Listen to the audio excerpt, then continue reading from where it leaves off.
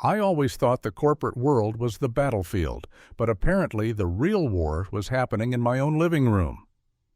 It started with what I assumed would be an ordinary Tuesday: coffee, my boss complaining about quarterly reports, my wife humming some forgettable pop song. But life, as it turns out, enjoys irony with a bitter taste. That day I came home early because the office had installed new efficiency cameras, and supposedly anyone checking in early would get some sort of productivity bonus. Productivity bonus my ass. I didn't know it yet, but I was walking straight into an episode of my life that could rival any soap opera on daytime TV. And maybe, just maybe, a low-budget conspiracy thriller too. Because the universe, with its weird sense of humor, decided my boss and my wife had conspired to rewrite the definition of betrayal. I opened the front door and heard the familiar creak, a sound I'd never paid attention to before because apparently betrayal has its own soundtrack. The living room was dim, illuminated only by the flicker of the television, playing some reality show where people argued about trivial things while I discovered my entire reality had been trivialized. My wife was on the couch, legs crossed, the kind of casual elegance that normally made my chest swell with pride. Today, though, it was suffocating, like breathing underwater with a lead weight on my chest. And then there he was, my boss, right there. Sitting on my couch as if it belonged to him, leaning in closer than any reasonable professional distance would allow, his hand on her knee in the most aggressive, sitcom villain sort of way. I froze. My brain ran through 100 different conspiracy theories. Maybe it was some weird trust exercise for work? No. Maybe I had slipped into a parallel universe where all social norms were suspended? Possibly. But deep down, I knew, as any American with a Netflix subscription would know, this wasn't fiction. This was cheating, betrayal, toxic love, wrapped in a nauseatingly shiny corporate bow.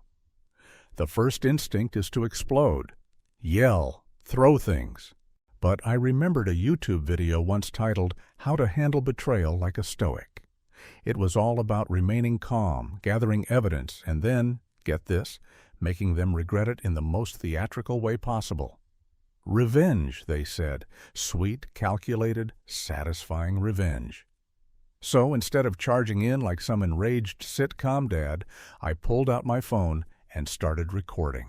Every smirk, every whispered "I love you" that wasn't meant for me, every casual laugh that stabbed my pride like a rusty knife, I documented it all. Maybe someday it would make an excellent highlight reel titled "Cheating, the Musical Edition." But the story didn't stop there. Oh no, life isn't that straightforward. I soon discovered layers. Emails, calendar invites, receipts for dinners at questionable restaurants labeled with cryptic code names like Project Synergy that somehow involved us paying for their little trysts. And then the text messages. Oh, the text messages. Shakespeare himself couldn't have penned lines more tragicomic. Messages like, "Can't wait to see you tonight," and "Your last meeting was exhausting, need comfort," all addressed to my wife. And here's the kicker. My boss had the audacity to act professional in the office the next morning, as if the betrayal had only happened in some parallel sitcom universe where viewers laugh at the irony while sipping coffee. I realized quickly that this wasn't just an affair. This was a carefully orchestrated, multi-level game of infidelity, where I was the unknowing, financially supporting audience member. The kind of toxic love that American dramas talk about in hushed, reverent tones, the sort that makes you want to burn your own couch and quit your job simultaneously. I paced around my apartment thinking about family values, trust, and whether I should grab a bat or a subpoena first. Revenge started to taste sweet in my mouth, like chocolate cake mixed with gasoline. By the end of the night, I didn't confront them. I didn't scream. I didn't call the police. Instead, I sat on the floor with a notebook, outlining a plan, drawing arrows, and labeling it. Phase 1. Betrayal exposure. I imagined revealing their secret like a plot twist in a high-budget Netflix original. Public humiliation, loss of social capital, career repercussions, and just a hint of poetic justice. The thrill of revenge coursed through me. I wasn't just a betrayed husband. I was a general strategizing a battle against two opponents who thought themselves clever. And maybe, in the absurd theater of life, I'd even throw in a fake confession of my own, just to keep them off balance, to make them squirm in ways their toxic, cheating hearts hadn't anticipated. By the time I went to bed, the living room was empty. The betrayal lingered in the air, thick as cigarette smoke in an old noir movie. I lay there thinking about toxic love, family, loyalty, and revenge, realizing that the universe had handed me the perfect story. My own American tragedy, ripe for parody, layered with conspiracy, with just enough realism to make people gasp. And in that silence, I understood. This was only the beginning. Just when I thought the betrayal had peaked, the universe threw in another plot twist that made every daytime soap look like a kindergarten play. A week after my first discovery, my wife casually dropped the bomb during breakfast, as if announcing the weather. "I'm pregnant." My first reaction was confusion, then disbelief, then a very American cocktail of rage and sarcasm. "Congratulations," I muttered, imagining a tiny, sassy narrator in my head saying, "Welcome to the next level of toxic love." Of course, the kicker wasn't just that she was pregnant. It was whose baby it was, not mine. My boss. The same man who had been sitting on my living room couch like he owned the place, and now, apparently, owning a literal piece of my family legacy. Betrayal just got upgraded to betrayal premium. I sat there, fork in hand, staring at scrambled eggs that suddenly looked like symbols of infidelity. My mind raced, cataloging every suspicious dinner, every late-night meeting, every weirdly timed team-building exercise my boss had invented. All the subtle hints I'd shrugged off were now glaring neon signs. It was almost impressive, the way two people could choreograph deception so perfectly in plain sight. I had to admit, if I weren't on the receiving end, I might even admire the audacity. Almost. But admiration quickly turned into plotting. Because revenge, I realized, isn't just a reaction. It's an art form. And every artist needs a canvas. In this case, my canvas was the most toxic, infidelity-laden, betrayal-strewn family drama imaginable. I started thinking like a strategist, a general in a war of social and emotional subterfuge. Emails? Saved. Text messages? Archived. Financial records hinting at secret dinners and hotel stays? Organized into a timeline that would make the FBI jealous. The American spirit of turning misfortune into opportunity? Fully engaged. But of course, in true parody thriller fashion, I couldn't let things be linear. The world seemed determined to make this a conspiracy. And maybe it was. I started imagining scenarios that might have caused this collusion. Secret office pacts, hidden handshakes, maybe even a shadowy group of HR operatives subtly orchestrating every illicit move. Each morning, as I sipped my coffee, I plotted not only immediate revenge but also long-term consequences. I wanted my wife and my boss to feel the weight of every lie, every betrayal, and every toxic moment they'd orchestrated like a poorly directed play. Meanwhile, family dynamics got even more absurd. My mother called, sensing I was tense, and innocently asked if everything was okay. "Sure," I said, as if it were possible to explain the betrayal and pregnancy by proxy without sounding like the protagonist of a conspiracy comedy. Friends offered their support, while unwittingly giving me new ideas for revenge. One casually mentioned that HR had been particularly attentive to team-building events. And suddenly I envisioned a viral exposé of epic proportions. Emails, text messages, hotel receipts, and maybe even a timeline animation, narrated like a Netflix true crime episode. Revenge was evolving into theater, betrayal into narrative spectacle, and toxic love into a full-blown production. Sleep became a battlefield. I dreamt of mock trials where my boss and wife testified against themselves, of imaginary tabloids printing stories with headlines like "Cheating Duo Crumbles Under Husband's Master Plan."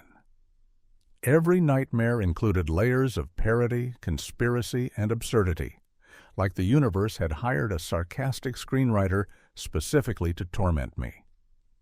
I woke up each morning more resolved. This wasn't just about betrayal anymore. It was about reclaiming agency in a story that had been hijacked by toxic love and infidelity.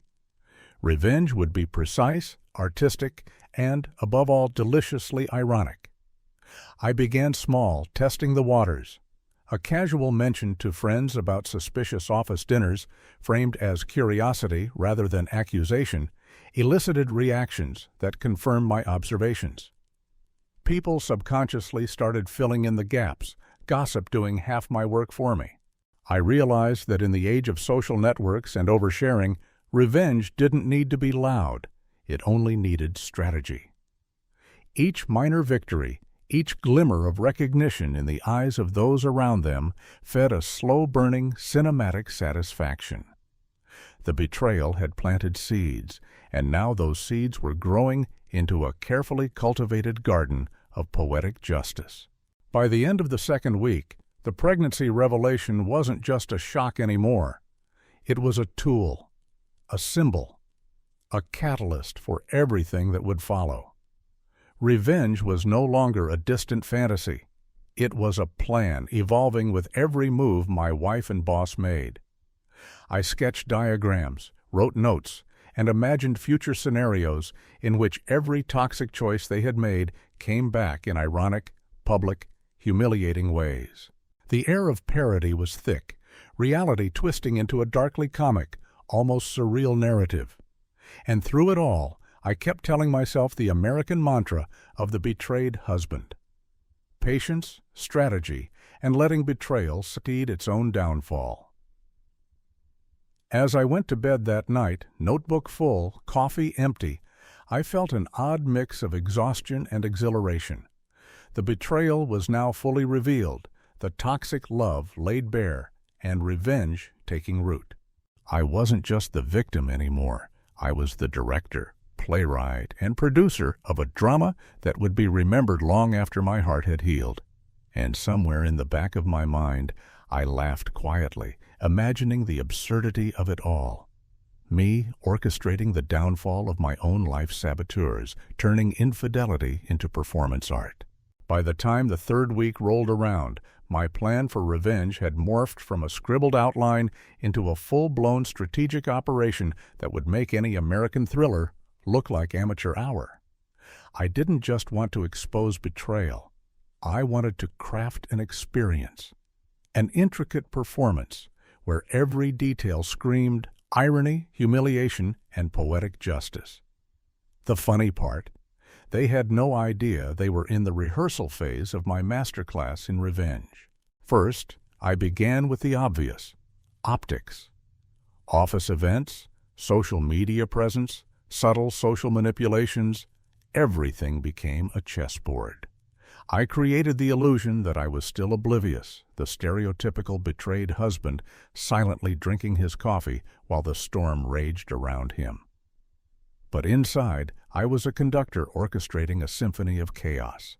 Every laugh my wife shared with my boss at a work dinner, every casual touch I noted meticulously, imagining them magnified in a satirical exposé titled "Cheating Inc. Betrayal in Corporate America."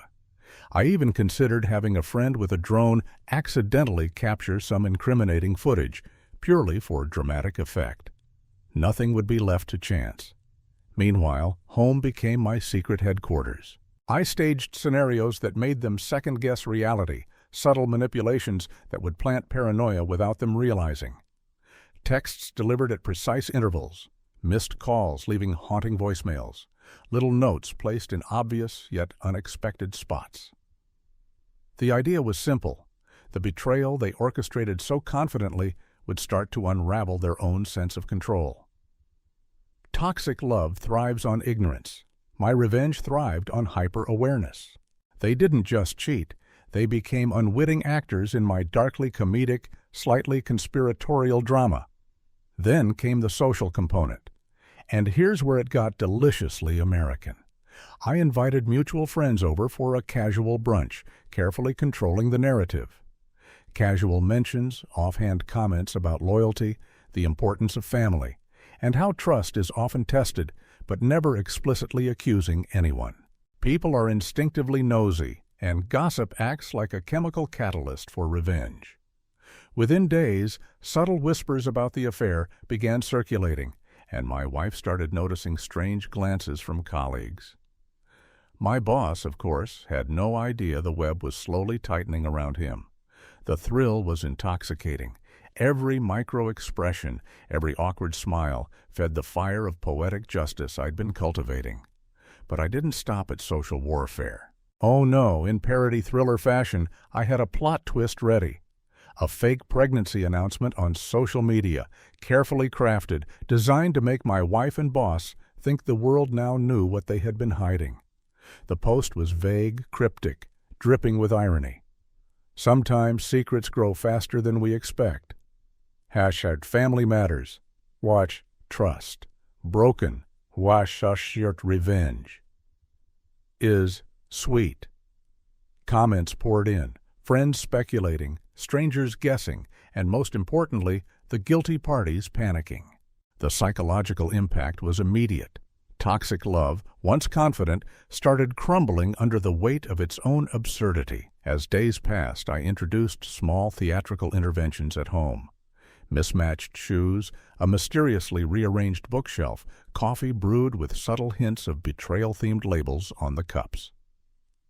Each action absurd yet purposeful, like a parody of an infidelity thriller.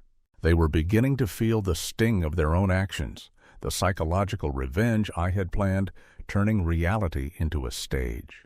I even went so far as to write mock letters from fictional friends, praising the strength of moral character and hinting at rumors that would never be substantiated, but would live in the paranoid minds of my cheating duo.